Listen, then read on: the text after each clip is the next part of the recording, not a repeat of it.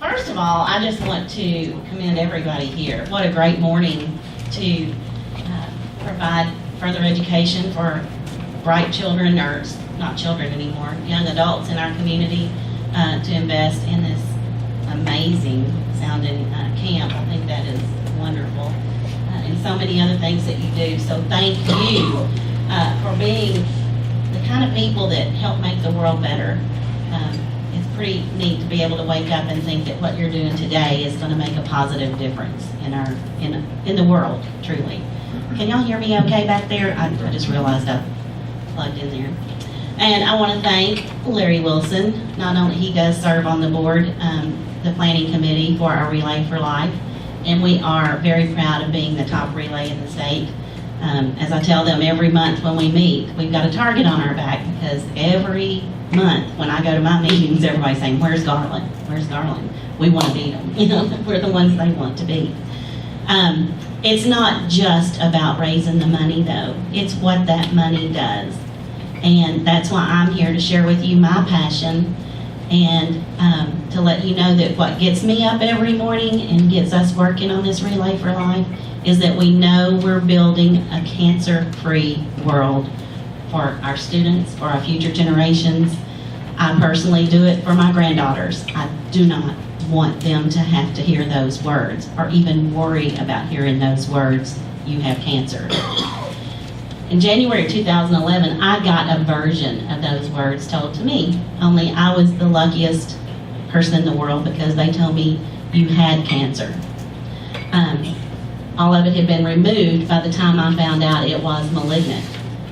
That's unusual, because usually your biopsies will tell you what's going on in your body. In my case, 6 different pathology labs could not diagnose my cancer, so they removed it, and I was cancer-free by the time I knew I had cancer.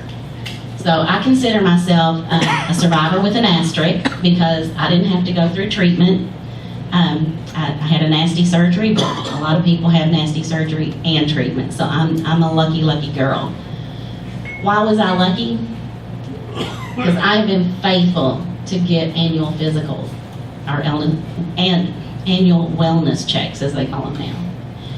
If you get nothing more from what I'm saying to you today, if you have not been to your doctor in the last 12 months, I wouldn't mind it at all if you took out your phone and made you a little reminder to call your doctor and schedule it today.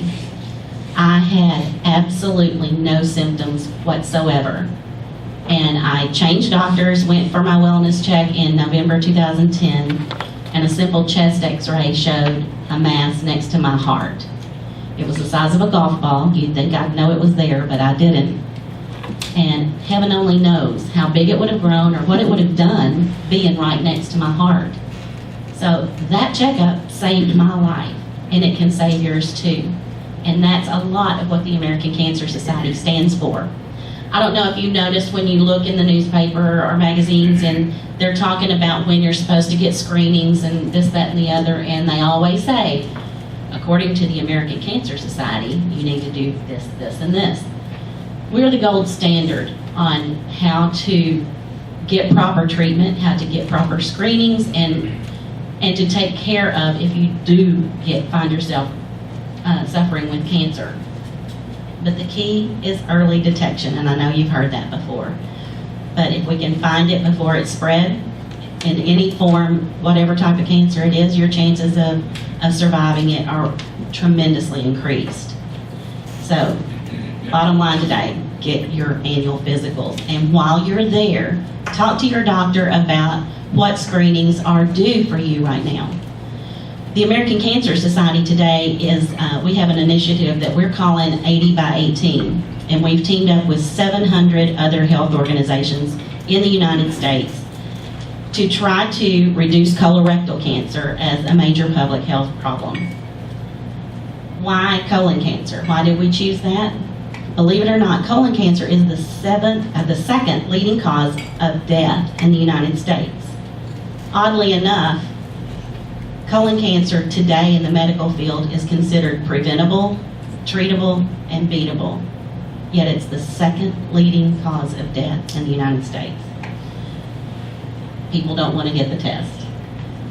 It's a simple test, but you don't have to necessarily go through a colonoscopy. You can have other screenings done. So talk to your doctor while you're there if you're not wanting to go through, and we all know it's the prep, it's not the test that you don't want to do.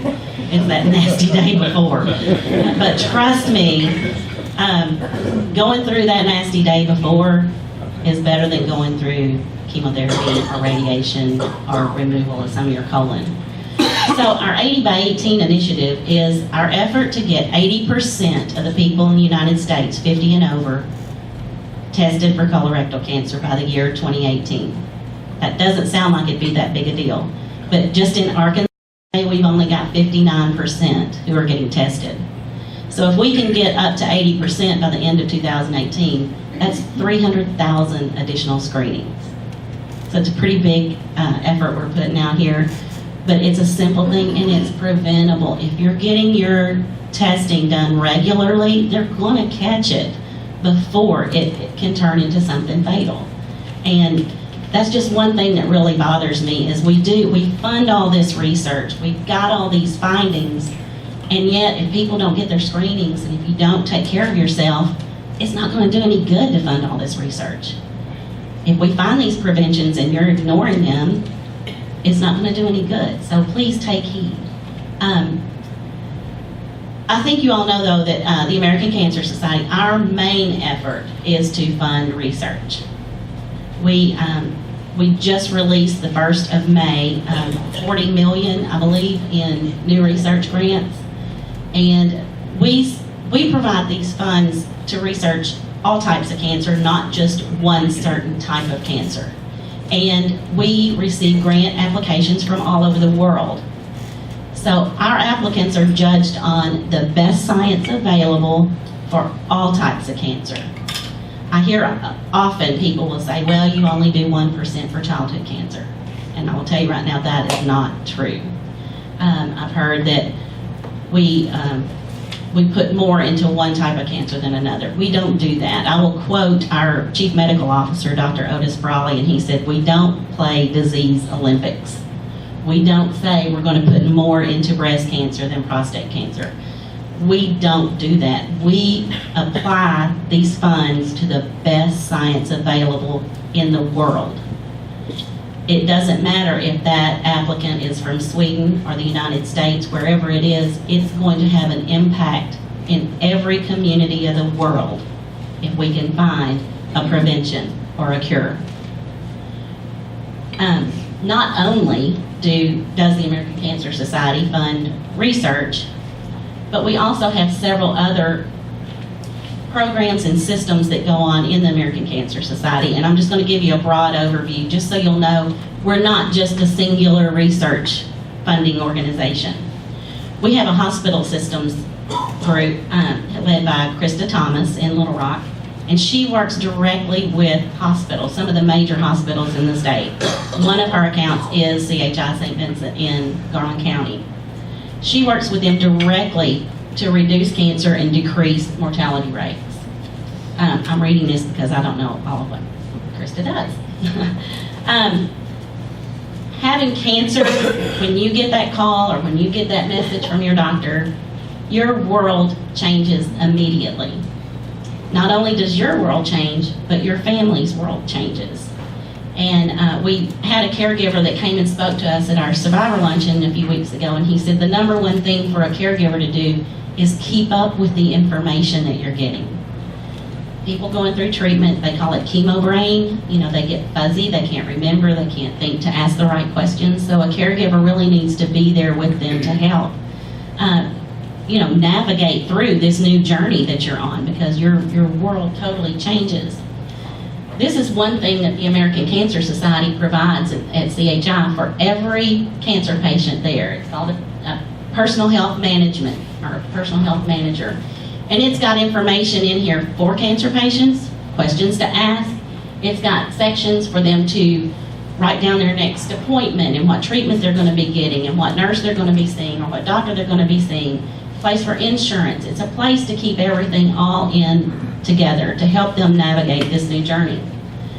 These we just started doing about 2 years ago, and they've been very well received. But this is just one other thing that the American Cancer Society does in each individual hospital. We also have a primary care system. They help educate patients as well as clinics in our underserved communities to help them understand the financial aid that's available to get proper screenings. Arkansas has several communities that even the clinicians there don't know how to get the financial aid to do the proper screenings for their patients. And this one girl goes in, she travels the state, and she recruits volunteers to help educate more people, but she also goes in and teaches these people how to get financial aid so that we can screen more.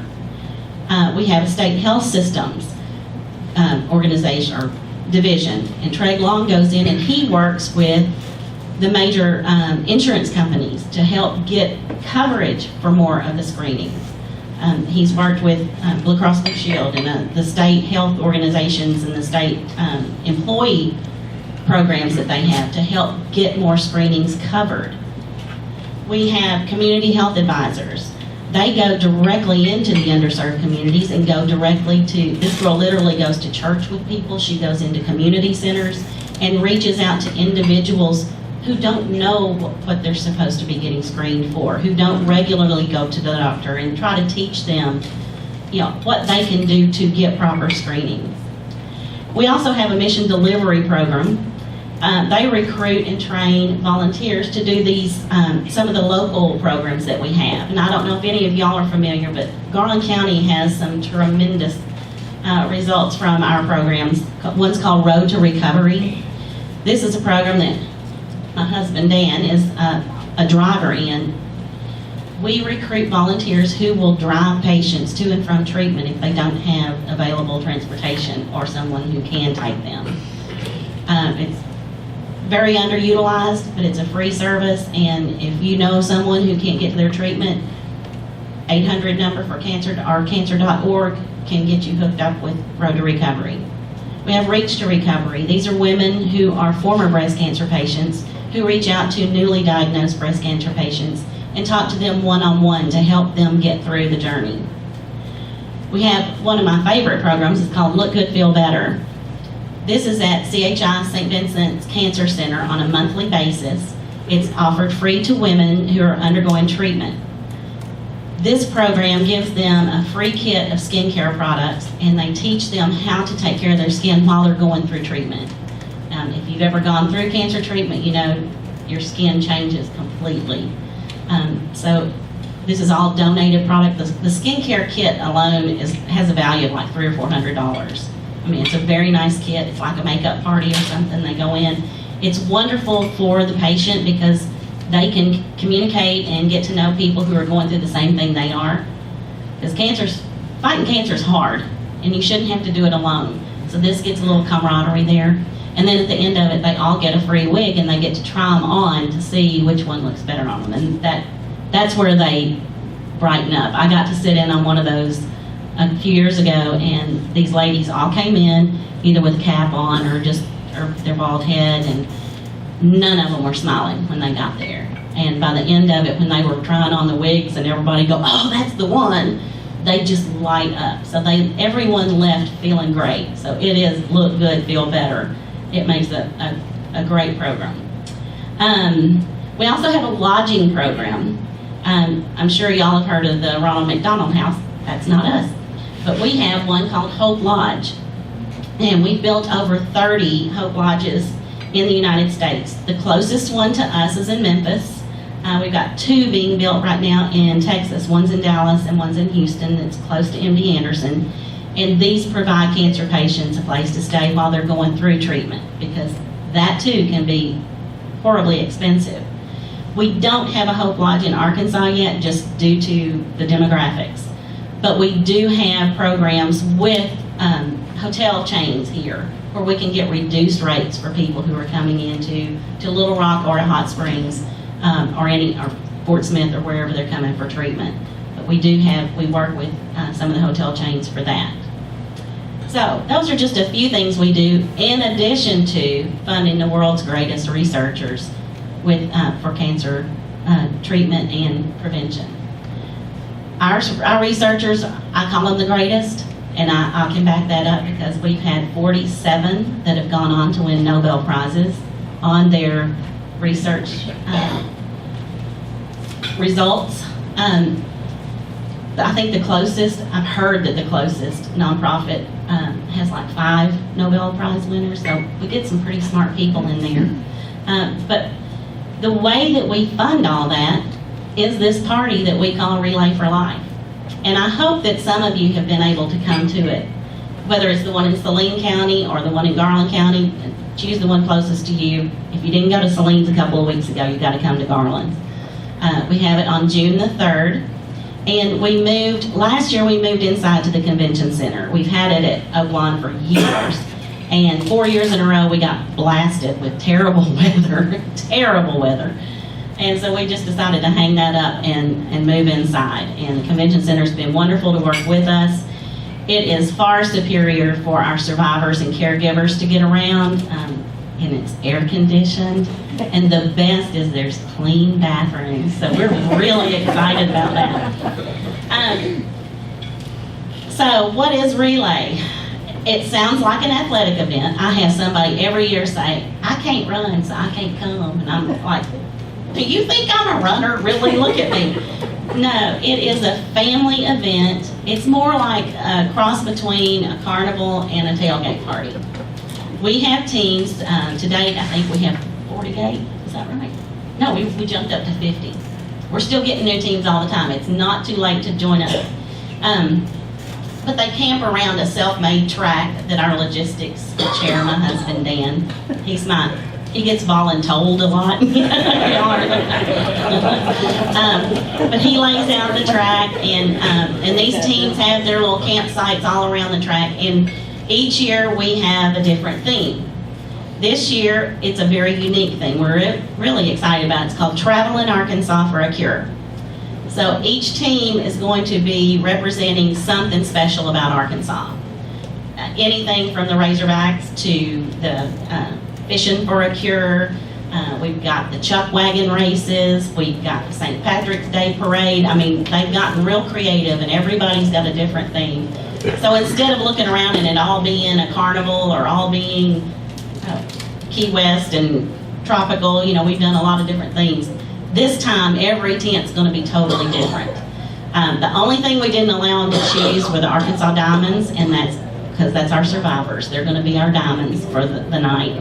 And they'll have a special area. We feed them and we give them t-shirts and medallions, and they kick off our event with a lap at 6 o'clock on June the 3rd. It's always the Friday after Memorial Day, so y'all can remember it that way.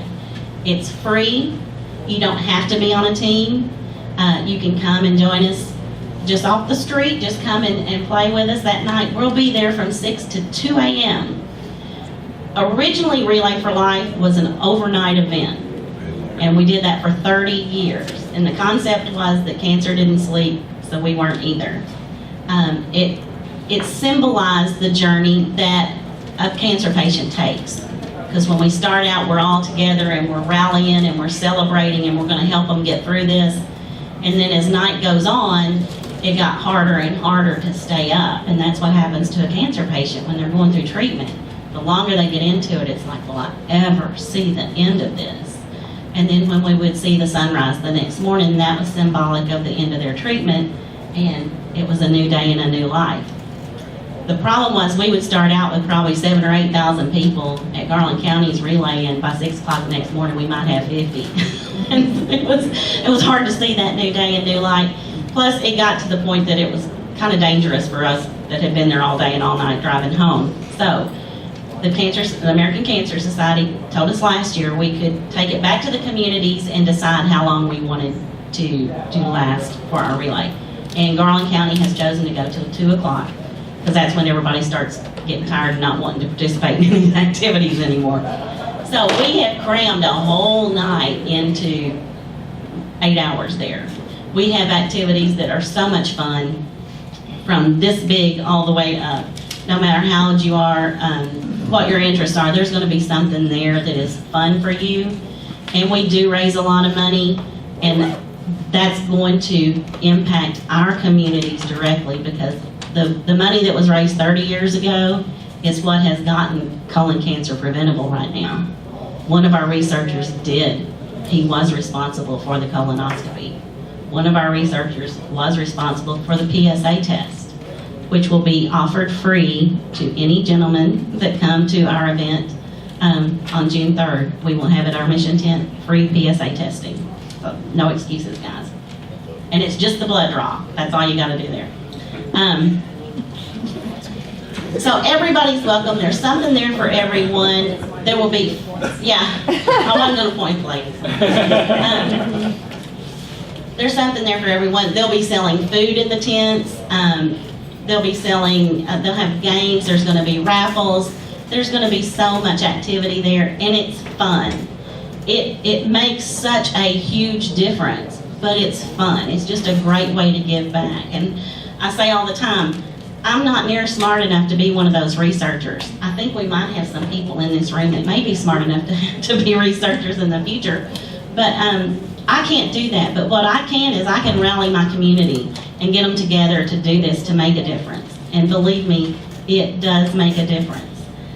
So, and I don't want to leave without telling you about at 9 o'clock, we kind of shut everything down. We turn out all the lights, and this track that I talked about is lined by what we call luminaria. They're white bags filled with sand and a candle, and each one is purchased for $5, either in honor or in memory of someone who has been touched by cancer. You will be amazed at our event. We always have at least 2,000 of those bags lining the track, and when you look at it and think that each one of those bags represents a life, it's super meaningful. So we have, the ceremony itself is short, but then we do a slideshow, thanks to our techie guru over here, Larry Wilson, that will show every name that is on those bags. And then we usually have a silent lap that follows that, and then we gradually try to build the energy back up for our party for the rest of the night. But the luminaria ceremony is what we call the heart and soul of our relay. It brings to your heart why we do this. If you can sit through that and not have a tear, it would be a miracle. I mean, it is a wonderful, wonderful event. So, how can you participate? Come on and join us. It's as easy as that. If you want to have a team, you can see me. I'm going to leave cards here too if I have to leave before you finish with your meeting. You can also contact Larry. He will help you as well.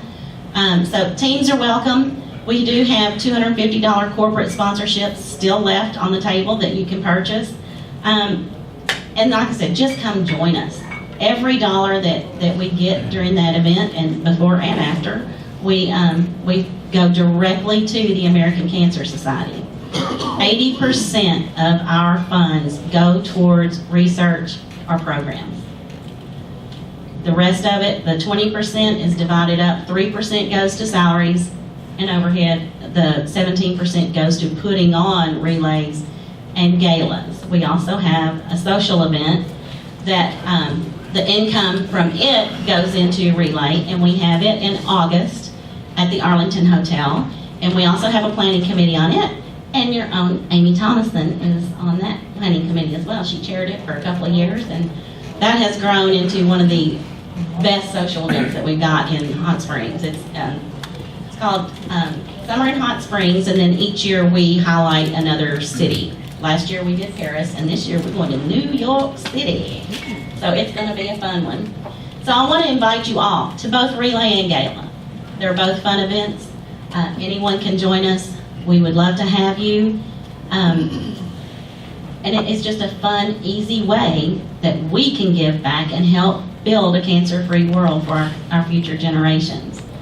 And I'm going to hush now, except for answer any questions you might have, whether it's on Relay or the Gala or the American Cancer Society. Yes, sir. The primary way in which you're raising funds for this is through the luminatoriums and sponsorships, or what? It's both, and the teams. Our teams fundraise, most of them fundraise all year long. They'll do anything from car washes to raffles to National Park Med Center has Daffodil Days. Did y'all see that? I think that's pretty popular up in the village too. They deliver daffodils and then they set up at Oak Lawn on one of their busy weekends. What else?